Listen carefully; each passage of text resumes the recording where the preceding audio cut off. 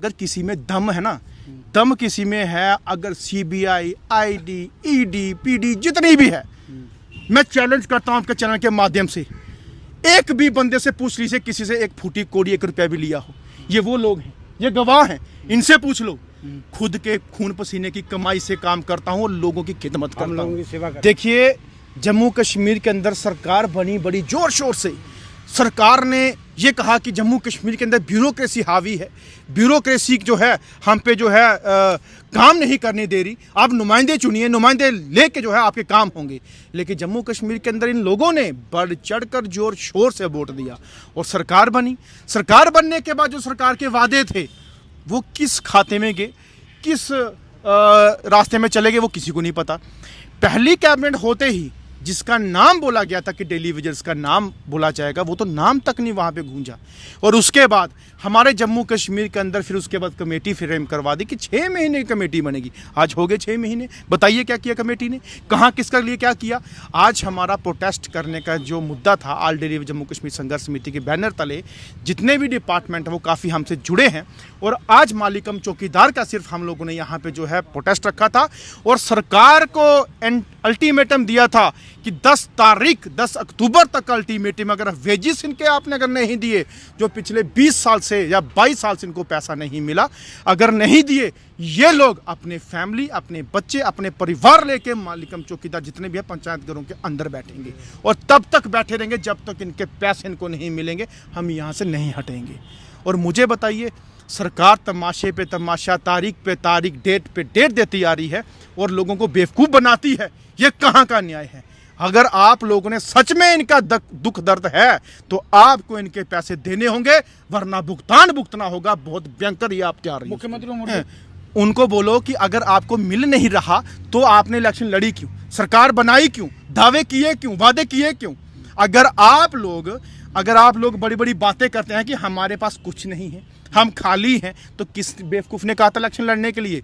और मुझे बताइए, मंत्री आपने बनाए हैं जिसके पास रूरल डेवलपमेंट डिपार्टमेंट आपने दिया है, पीएचई दिया है, एजुकेशन दिया है, हेल्थ दिया है, फूड एंड सप्लाई दिया है, रेवेन्यू दिया है, जेडीए दिया है, वो कहाँ से आया? हवा से उड़ के आया क्या? वो क्या किसी और कंट्री का है या और किसी स्टेट का है? वो यहीं का है, यहीं का डिपार्टमेंट आप लोगों ने ले रखा है। ट्रांसफरें करते हो, एडजस्टमेंट करते हो, रिक्रूटमेंट निकालते हो और आप डिपार्टमेंट के ऊपर जाकर धाड़े धमके मारते हो। लेकिन गरीबों के हक की जब बात आती है तो आप बताते हो मेरे पास कुछ नहीं है। और जम्मू कश्मीर से उठ के दिल्ली जाते कोई और मीटिंग करनी हो तब बड़े शान से ऐसे बैठ जाते हो। तब जब हम अपनी बात करने की बात आती है तब आपको साफ सूंघ जाता है। सरकार पे बिठाया है इन लोगों ने, उतारेंगे भी यही लोग। वेट और उसका टाइम का आप जो है वो तकाजा है। उसके बाद हम आपको बताएंगे कि रोड पे अगर हम लोग हैं बैठ रहे हैं, हम भी दफ्तर में नहीं देंगे। आप पर भी लगातार आरोप ये लग रहा है कि सन्नी कांत चिप भी हैं जो भारतीय जनता पार्टी के एजेंट हैं, वो जब उनको कोई मुद्दा नहीं मिलता तो ये अपनी दलाली करने बाहर आ जाते हैं। देखिए, जम्मू कश्मीर के अंदर गरीब की आवाज़ उठाना यही तोहमत लगती है। अगर कहीं हक के लिए बात करनी हो, बिना पार्टी के नाम पे बात करनी हो, तो यही तोहमत लगती है।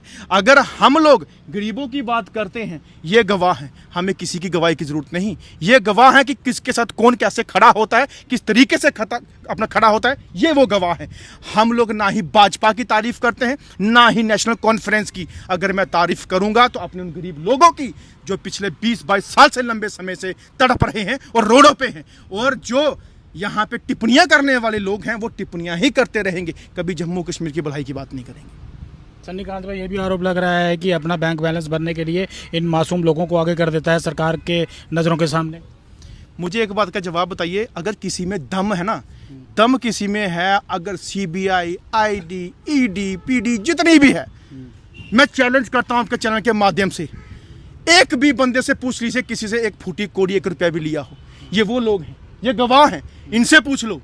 खुद के खून पसीने की कमाई से काम करता हूँ और लोगों की खिदमत करता हूँ, लोगों की सेवा करते हैं। ये बोलने वाले पे भी वो तमाचा है और उसके ऊपर भी ये ऐसा गिलोना इल्जाम लगाने वाले पे भी मैं बहुत ही कड़े निंदों में जो है निंदा करता हूँ, शब्दों में निंदा करता हूँ कि अरे शर्म कर। मैंने अपना घर नहीं देखा, बच्चे नहीं देखी, फैमिली नहीं देखी, अपना परिवार नहीं देखा, अपना पैसा नहीं देखा, अपना बिजनेस नहीं देखा, सिर्फ गरीबों के लिए उठता हूँ। बिल्कुल, ये गवाह हैं लोग, मैं नहीं, लोग गवाही देंगे आप लोगों को, ये गवाह देंगे, ये हैं जिनको पता है। लेकिन मैंने दिन रात नहीं देखा, अपनी सेहत नहीं देखी। और जो ऐसी बात बोलते हैं, शर्म आनी चाहिए तुम लोगों को कि जम्मू कश्मीर के लोगों के लिए आवाज नहीं बन सकते हो। यहाँ आके फोन बंद करके टिप्पणियां करते, लानत है ऐसे लोगों पे। आप लगातार दिल्ली भी जाते रहे हैं और जंतर मंतर जैसे मंच पर आपने संघर्ष भी किया कई बार, कई मुद्दों को लेकर, जम्मू कश्मीर के खासकर, चाहे वो आशा वर्कर का मुद्दा हो, डेली वेजेस का मुद्दा हो, लेकिन कहीं ना कहीं पे निराशा ही मिली है। इतने बड़े मंच पर भी आप जाकर आपने मेमोरेंडम भी सौंपे वहाँ पर जाकर, लेकिन निराशा ही मिली है। सर, लगातार आप प्रोटेस्ट कर रहे हैं और मतलब आपको लगता है कि जब से आप लगे हुए हैं आपको किसी एक भी काम में सफलता नहीं मिली है, लेकिन आप फिर भी डटे हुए हैं? देखिए, ये 23 साल से बिना पैसों के काम कर रहे हैं, ये तमाम मालिकम चौकीदार। 23 साल से इनको एक भी पैसे का फ़ायदा नहीं मिला, लेकिन इन बेचारों की आवाज़ जो दबी थी ज़मीन से, मैंने उठा के रोड पे, जहाँ हवा में, जहाँ इन डिपार्टमेंटों के कानों तक गुंजवा दी। और हमारे मिड डे मील कुक जो बेचारी 25-30 साल से खाना बनाती है, उनकी आवाज़ तक बुलंद कर चुके हैं हम लोग। और हमारी आशा वर्कर्स, उनके कई मुद्दे थे जो हमने उनके हल करवाए। मिड डे मील कुक जो बेचारी स्कूल के अंदर खाना बनाती थी, आज ऐसे ऐसे ऑर्डर आ रहे हैं हमारे बच्चों के लिए, मुझे खुशी होती है। वो बिल्डिंग्स जिसके लिए मैंने बोला उसके नीचे गरीब बच्चा पढ़ता है, उसको बड़ा ठीक कीजिए, फिर बच्चों को पढ़ाइए। 750 बिल्डिंग तोड़ने की जो है निर्देश आ चुका है। और कई सीईओ ने ऑर्डर निकाल दिया कि बच्चों को सही खाना देने की बात की जाए। ये परिवर्तन आया है, लेकिन दिल्ली जाके हम लोग और मजबूती से अपने लोगों की मांग पूरी करवाएंगे। और आशा करता हूं कि जो प्रपोजल मिड डे मील का 5000 का हमने डलवा दिया है वो जल्दी होगा, और उसके बाद मालिकम चौकीदार का पैसा मिलने की जो बात है ये भी जल्दी सैंक्शन होगी। और मिनिमम वेजेस एक्ट की जो मांग है वे पूरे जम्मू कश्मीर के अंदर से है। और मिनिमम वेजेस एक्ट के लिए जो है सरकार बहुत सीरियस है, और सेंटर की सरकार उससे ज़्यादा सीरियस है कि किस दिन हम जम्मू कश्मीर के अंदर मिनिमम वेजेस एक्ट लागू करें और इनका मसला हल करें। और हम दिल्ली जाएंगे, क्यों नहीं जाएंगे? मिनिमम वेजेस एक्ट लागू करना दिल्ली सरकार का कर्तव्य बनता है। और सीडी कौन बन सकती है? हमारे जम्मू कश्मीर की सरकार। लेकिन इसको एहसास नहीं, हम दिलाएंगे इनको एहसास कि कैसे होगा। नहीं, अच्छी बात है, उनको चक्का जाम करना चाहिए, लेकिन चक्का जाम वो होना चाहिए, ये नहीं कि एक दिन चक्का जाम, 2 दिन चक्का जाम, तीसरे दिन किसी मिनिस्टर से मिल लिया, उसके बाद खोल दिया, उसके बाद चक्का जाम जो ओपन हो गया।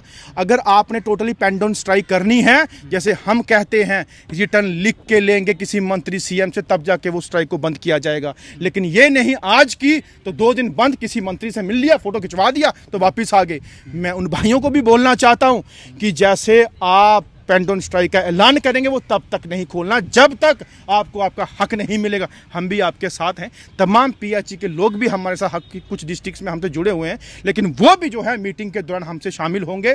और हमारे आगे जो रणनीति है वो बहुत ही बड़े पैमाने पे बनने जा रही है कि सबसे बड़ी मीटिंग कश्मीर के अंदर होगी, दूसरी जम्मू में और तीसरी दिल्ली के अंदर होगी। और अपनी मांग को पूरा करवाने के लिए हम किसी भी हद तक